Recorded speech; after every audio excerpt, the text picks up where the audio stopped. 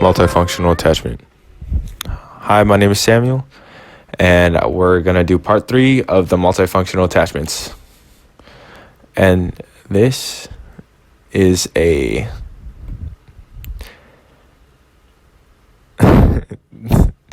it's a destruction attachment, and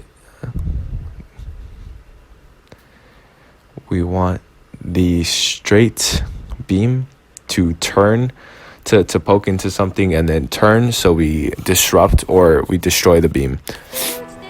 This is the following attachments needed, or the pieces needed to form the attachment. And yeah, this is the instruction and demonstration.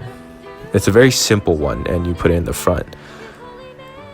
All you need to do is move forward and just separate these two. As you can see, we needed the little lift to actually hit the top of the thing and separate this.